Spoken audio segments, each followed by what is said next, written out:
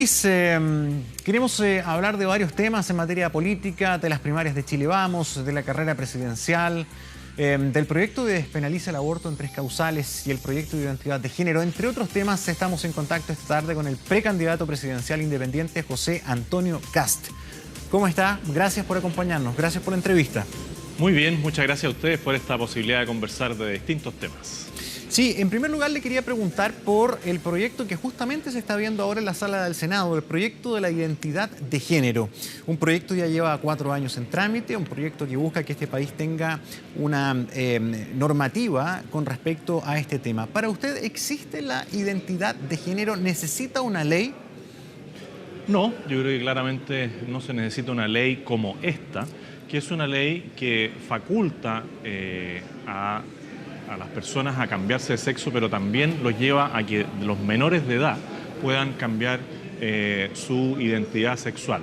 La ideología de género lo que apunta, en definitiva, es a decirnos que los niños nacen neutros, que no nacen hombres ni mujeres. Uno tiene que tomar en consideración quizás esos casos extremos en que se pueden dar, pero no requiere una ley para eso. Y lo que sí hay que resguardar siempre son los derechos de los niños, porque también se ha demostrado que las personas cuando cumplen 18 años a veces cambian de opinión de lo que habían tenido durante todo su periodo de infancia y adolescencia. Los adolescentes son por esencia personas que requieren una línea, son personas que son muy vulnerables a las decisiones que muchas veces pasan por los adultos. Y cuando llegan a la adultez, a la madurez, si quieren cambiar de opinión, si quieren cambiar lo que se hizo en la minoría, cuando eran pequeños, ya no se puede. Por lo tanto, el resguardo de los derechos de los niños es fundamental. Para usted, ¿existen los niños transgénero? A ver, biológicamente los niños nacen hombres o mujeres. Puede darse en alguna situación muy puntual un caso, insisto, excepcional, donde hay un tema médico a tratar. Pero de ahí a promulgar una ley que transforme un hecho muy puntual, muy individual, en algo general, hay una distancia enorme. Y es ahí donde este lobby, que yo llamo el lobby homosexual, se aprovecha. Es como cuando nos dicen, miren, si nosotros garantizamos el matrimonio homosexual y la adopción de niños por parte de parejas homosexuales, se van a acabar los niños en riesgo social que están en el Sename. Eso es mentira. Mire, todos los países del mundo donde hay matrimonio homosexual y los niños que están en riesgo social internados en hogares del Sename, equivalentes en otros países, es el mismo número que existía antes del matrimonio homosexual. José Antonio, ¿sí? Para usted, ¿en qué consiste el denominado lobby homosexual? ¿Y usted considera que si es que realmente existe, como usted señala, ese lobby homosexual, tienen una potencia tan fuerte para convencer, disuadir, persuadir, influenciar a un parlamento para que legisle en su favor? A ver, esto no es solamente en el Parlamento, aquí claramente existe. Yo veo a Rolando Jiménez en casi todas las comisiones. Cada vez que se discutía en la Comisión de Derechos Humanos el tema de la ideología de género, Rolando Jiménez estaba ahí. De hecho, yo tenía que ir a discutir que pudiera entrar mi asesor parlamentario, porque algunos parlamentarios funcionales al lobby gay no dejaban entrar.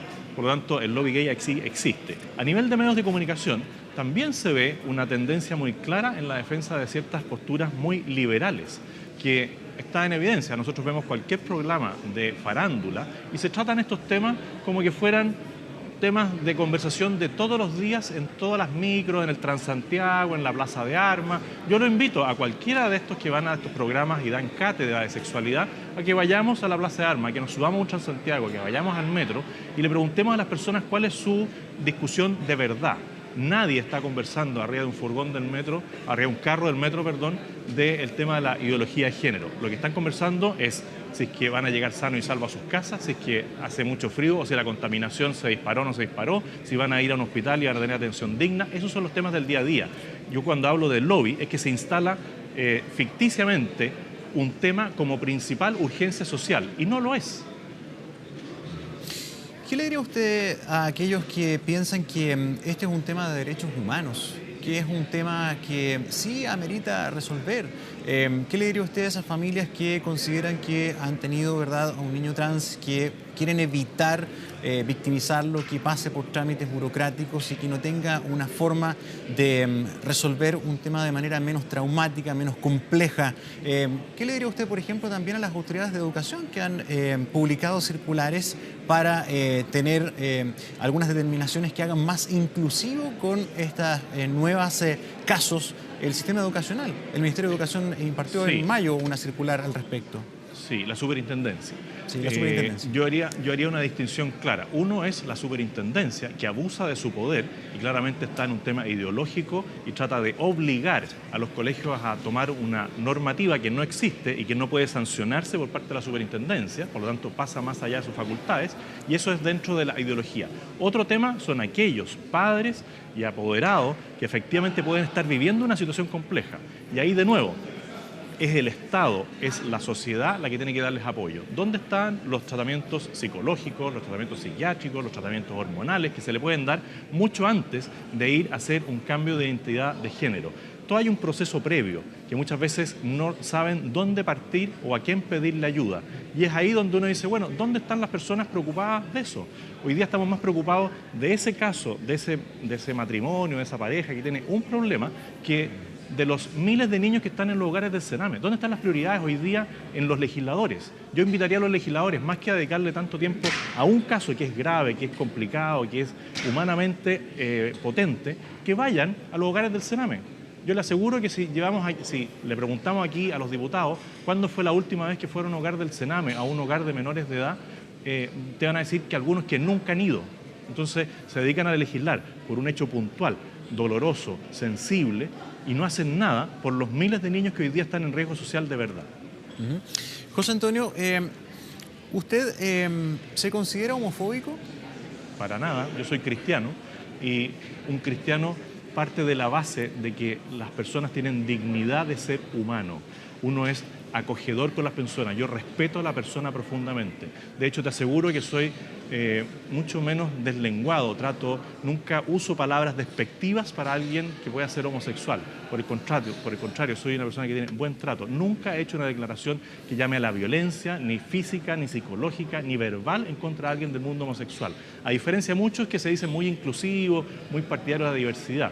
Yo respeto a la persona. Somos iguales en dignidad, distintos en sexualidad, hombres y mujeres, y claramente con un homosexual también. Pero lo primero es ser una persona cristiana para acoger a la otra persona. Cosa distinta es legislar en algo, por ejemplo, como el matrimonio homosexual, que algunos lo definen como matrimonio igualitario. Dos hombres juntos no son igual que un hombre y una mujer juntos. Usted ayer en una entrevista en Ahora Noticias con respecto al tema de los niños trans decía que finalmente este era un problema de los padres y que había que atender a los padres, que eran ellos los responsables porque incluso comenzaban a vestir a los niños de niñas desde muy chicos. ¿Usted reafirma eso, le dio una vuelta durante el día o insiste en que acá es un problema de los padres que en definitiva influyen de alguna manera para cambiar el sexo de un niño? Yo te diría que en un alto porcentaje, casi el 98% de los casos son los padres que tratan de influir en los niños y quizás ese 1 o 2% pueden ser situaciones puntuales que afectan al niño en un tema hormonal. Pero la gran mayoría, y por eso me atrevo a decir que en general el problema es más de los padres que de los niños, es un problema de influencia sobre un niño.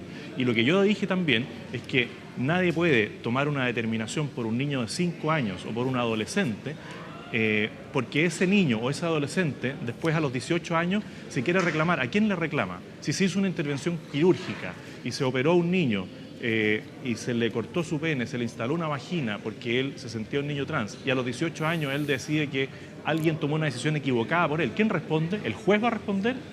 ¿Quién responde?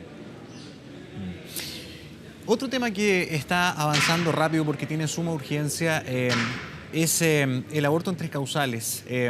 Ya se ha definido también el elemento de la objeción de conciencia, manteniéndolo solamente para los facultativos médicos, no así para las instituciones. ¿Cómo ve esta forma en que está quedando la normativa? Va a ser la peor ley de aborto que pueda existir. Esta es una ley de aborto abierto. Incluso se podría llegar a abortar, en caso de un niño que sea definido como inviable, a un niño de 8 meses de gestación, próximo al parto. Y más grave aún, si el niño nace fruto de un aborto y queda vivo en el mesón, en el pabellón, nadie lo va a auxiliar. Eso es inhumanidad pura. Aquí se extremó todo y va a ser la peor ley de aborto. Yo los invito a ponerse en la situación de una madre que algún médico le dice, mire, su hijo es inviable porque tiene espina bífida, porque tiene algún problema, que en el fondo de hidrocefalia grave, y le dice, es inviable, y el niño nace. Y ese niño lo va a ver ella ahí. Eso es dramático. Entonces, aquí se habla de aborto, de interrupción del embarazo, como si estuviéramos hablando de una cosa, es una persona. Yo los invito a imaginarse esa situación, los invito a imaginarse lo que va a sufrir una madre una vez que pase por el tema del aborto. Diputado, su postura contra el aborto es conocida. Yo quisiera preguntar, si usted llegara a ser presidente de Chile, ¿usted qué haría al respecto si es que hay una ley de aborto vigente? Si es que esto llega a ser una ley promulgada, ¿usted enviaría un proyecto para deshacerlo, para revertir esto? ¿Qué haría al respecto? Bueno, primero, si la ley no está aprobada, le quitaría de todas maneras la urgencia. Si la ley está aprobada y no promulgada, la vetaría para que no fuera ley. Y si fuera ley, el primer proyecto de ley que presentaría como presidente de Chile sería uno para derogar la ley de aborto. Por lo tanto, yo en eso no me pierdo. Aquí cuando dicen, mire, si yo soy presidente aplico la ley, sí aplicaré la ley. Pero, por ejemplo, el presidente determina el presupuesto que se requiere para distintas cosas en salud. Bueno, hoy día tenemos casos graves de fibrosis quística, tenemos casos graves en temas de diálisis, tenemos casos graves de operación al corazón, tenemos casos graves de gente que se tiene que operar de la cadera, tenemos casos graves de gente que se muere en listas de espera, que no alcanzan a ser atendidos. Bueno, ahí aplicaría los recursos. Yo no le daría un peso a personas que quieren fomentar el tema del aborto. Incluso en Estados Unidos hemos visto cómo se fomentaba el aborto por hacer un negocio con los órganos de los niños, y eso nadie lo dice. Bueno, yo no le daría ningún recurso a temas de aborto que se hagan en el sistema público. En otro tema, ¿qué haría usted si fuera presidente con respecto a los presos de Punta Peuco? Hay muchos que ya piden un nuevo trato, entre ellos usted, para estas personas. ¿Y qué opina de la polémica que ha surgido en torno a este video en que el padre Montes y Benito Baranda acusa que fueron engañados porque les habían pedido apoyar que las personas mayores de 75 años en general, que estuvieran con enfermedades graves, fueran dejadas cumplir sus penas en sus casas, pero no así los que estuvieran relacionados con violación a los derechos humanos? Cada uno tiene que hacerse responsable de sus dichos y de sus acciones. Yo en esto he sido súper claro. Yo he dicho, miren, personas que estén con enfermedades terminales tienen que morir en sus casas, sean de Punta Peuco o sean de cualquier cárcel en Chile. Eso es algo que incluso dijo el juez Garzón, persona de la cual yo estoy bastante alejado en el pensamiento ideológico, doctrinario. Después, las personas que tienen alguna enfermedad mental, no tiene ningún sentido que sigan cumpliendo presidio o estén presos si tienen Alzheimer. Las personas mayores de edad, los adultos mayores, perfectamente pueden estar en prisión en sus casas con un aparatito que se llama GPS, una tobillera. También he dicho que yo indultaría en ese sentido a los enfermos terminales, indultaría a todas las personas que tienen alguna enfermedad mental, daría arresto domiciliario a aquellas personas mayores de edad y revisaría también, y lo he dicho, caso a caso, los casos donde eventualmente ha habido una prevaricación de los jueces. También daría todos los beneficios carcelarios que le corresponden a cualquier chileno. El Estado de Derecho es la igualdad ante la ley. Y una persona, incluso que haya cometido delitos contra los derechos humanos, tiene derechos humanos. Por algo se llaman derechos humanos, es una persona. Si alguien fue condenado a 20 años, bueno, a los 10 años tiene la posibilidad de solicitar un beneficio carcelario, salvo las personas que están en Punta Peuco. Así no se construye una sociedad. La sociedad se construye sobre el Estado de Derecho y la igualdad ante la ley. Diputado Kast, para algunos las encuestas son importantes, para otros menos. ¿A usted qué lo motiva a seguir en este proyecto de llegar a la primera vuelta y competir por la presidencia de la República en circunstancias que, al menos la encuesta CEP, que es una de las encuestas que más se considera, ¿no?, por su metodología, usted no aparece ni siquiera en las menciones espontáneas? Bueno, lo mismo que me ha motivado siempre, hacer las cosas bien, tratar de modificar lo que supuestamente dicen las encuestas. Las encuestas dicen muchas cosas. Una, efectivamente, no hablan de mí, y eso lo tengo súper claro. Pero nos muestran cuál es el panorama nacional en distintos aspectos, cuáles son las preocupaciones principales de las personas: la delincuencia, la salud, la educación, la corrupción, el nivel de sueldos y el empleo. El candidato más potente hasta ahora, porque todavía no se sabe quién va a salir electo, que es de Chile Vamos, que sería Sebastián Piñera, su fortaleza es el empleo. Pero en los otros temas no tiene una fortaleza. En los temas cualitativos, la encuesta CEP, la misma que usted me menciona, en primer lugar habla de transparencia, en segundo lugar de honestidad, en tercer lugar de solución de problemas reales de las personas y en cuarto lugar de liderazgo. Bueno, ahí Sebastián Piñera está en el cuarto lugar de los que se requiere como para ser presidente de la República. Por lo tanto, lo que yo he dicho es que Chile Vamos está equivocando el camino al solo concentrarse en un candidato que está pegado en los 23 puntos. Yo creo que es más problemático que lo que me sucede a mí, es lo que le sucede a Sebastián Piñera en este caso, que lleva un año pegado en los 23 puntos y no logra, o en los 24 y no logra pasar a los 25. De hecho, en la misma primaria marca 29, no llega a los 30. Eso es un problema serio para Chile Vamos, que tiene, a mi juicio, la dirigencia capturada a toda la élite política respaldando una candidatura que a mi juicio no es la única viable para la elección de primera vuelta. Así que, ¿qué me motiva? Ganar. Diputado, ¿usted cree que Sebastián Piñera corre algún riesgo en la primaria de Chile Vamos frente a Felipe Kast o frente a Manuel José Sandón? ¿Cómo evalúa, por ejemplo, la performance de Manuel José Sandón en Tolerancia Cero, que le ha reconocido que actuó mal, su equipo también? ¿Usted cree que le va a pesar para la primaria? No lo sé. Yo lo que sí sé es que Manuel José Sandón tiene un voto conquistado desde el corazón de las personas donde él fue alcalde, que es Puente Alto. Y eso irradia a comunas cercanas como La Pintana y como La Florida, que son comunas que ven cómo Puente Alto surgió. Y todos podemos tener un mal día. O sea, ese fue un mal día. El Chino Ríos ha tenido mal día, Alexis Sánchez ha tenido malos días, Beatriz Sánchez tuvo un pésimo día porque todo el mundo hoy día menciona a Manuel José Sandón, pero Beatriz Sánchez, como dirían los jóvenes, dio jugo en Tolerancia Cero y no he visto ningún meme. Entonces, todos podemos tener un mal día. No sé cuánto le va a influir en la primaria. Sé que tiene un voto duro o sandonista. Tampoco sé si eso es posible que pueda vencer todo el aparataje de tres partidos políticos, como es el PRI, Renovación Nacional y la UDI, que están trabajando con todos sus parlamentarios, alcaldes, concejales, en pro de la candidatura a Sebastián Piñera. Y en el caso de Felipe, mi sobrino, creo que ha hecho un muy buen despliegue y hizo algo importante, que fue crear un partido político. Así que prefiero esperar al 3 de julio para saber quién va a estar conmigo en la papeleta. Finalmente, usted ha dicho que llama a la gente de la derecha a no ir a votar a las primarias, que no participe. Esa es una pregunta, ¿por qué? Y lo otro es que no tengan miedo a no votar por Piñera.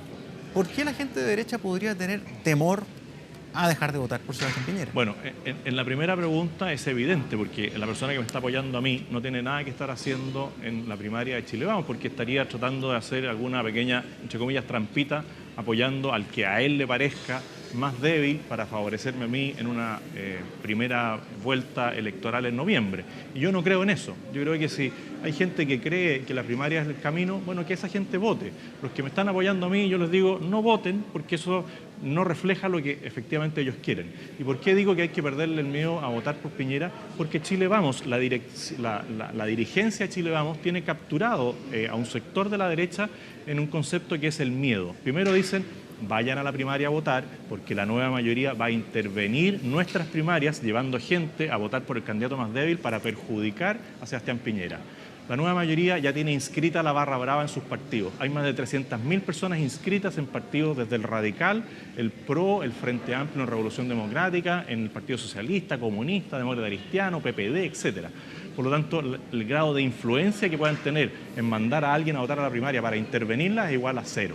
Y respecto de la elección en general, se dice, mire, el único que nos puede sacar del problema que tenemos con la nueva mayoría y un muy mal gobierno de Michelle Bachelet es Sebastián Piñera. Y yo no creo en eso. Yo creo que eso de nuevo es actuar sobre el temor de las personas, el miedo a repetir el gobierno Bachelet. Y yo creo que en base al miedo no se ganan las elecciones se basan en base a convicción y a terminar con las dudas. Sebastián Piñera es un candidato que lamentablemente genera muchas dudas y eso hace que siga pegado en los 24 puntos en todas las encuestas, incluso en Cadem, que uno podría decir es casi la encuesta más cercana a Sebastián Piñera. Usted, si Sebastián Piñera pasa la segunda vuelta y usted no, ¿va a votar por él? Hoy día no. Tendría que darme muchas certezas para yo votar por él. ¿Cuál sería la más importante para usted? A ver, primero que cumpla el Estado de Derecho, con el Estado de Derecho en Chile, que termine con el tema del terrorismo en la Araucanía y eso se termina declarando el estado de emergencia y haciendo que la institucionalidad funcione, que Impuestos Internos vaya a ver por qué personajes que se autodenominan líderes de la causa mapuche andan en camionetas 4x4, andan en el fondo viviendo una vida que no les corresponde de acuerdo a los ingresos que declaran. Y eso en toda la línea. Será la CONAF por la tala ilegal de árboles, será el CENAME por el tema de los abusos de menores, será el CENAMA por el maltrato a los adultos mayores, será el Ministerio del Interior por el tema de los incendios a la iglesia. Sin ir más lejos, le mandaron no sé cuántos escopetazos a un equipo de TVN. Bueno, ¿alguien me va a decir que eso es un delito común? ¿Les querían robar las cámaras? No, eso es terrorismo. Entonces, certeza en el Estado de Derecho y la igualdad ante la ley. Segundo, un Estado austero, que termine con la pitutocracia, que ningún diputado, ningún senador, ningún core, nadie que esté electo popularmente salga electo junto con su hermano, su tío, su primo, su ahijado. Porque estamos llenos, y eso es de izquierda y de derecha, de parlamentarios que salen electos e instalan a sus parientes en el aparato público. Eso se tiene que acabar. Que se terminen los privilegios. Ya nunca más un presidente de Chile tiene que ir a una suite presidencial. Chile no está en condiciones de pagar $3.000 por una habitación o $1.500 por una habitación por una noche y gastarse no sé cuánta plata en estos viajes que se realizan al extranjero. Lo tercero es las urgencias sociales. Preocupémonos de los problemas reales de las personas. Dejemos de discutir estos temas que nos tienen anclados, ¿no es cierto?, en el debate valórico y dediquémonos a ver cómo vamos a terminar el Transantiago, cómo vamos a mejorar el tema de las urgencias en salud, cómo vamos a mejorar la calidad de la educación básica y media y vamos a dar mayor cobertura preescolar. Bueno, si me dan certeza en ciertos temas como eso, en la baja de impuestos, estaría dispuesto a conversar respecto de lo que haría. Pero lo mismo lo voy a pedir a los que pierdan, si es que yo gano en la primera vuelta, que hagan conmigo en la segunda vuelta. Muy bien, diputado José Antonio Kast, muchas gracias por esta entrevista. Muy buenas tardes. Muchas gracias a ustedes.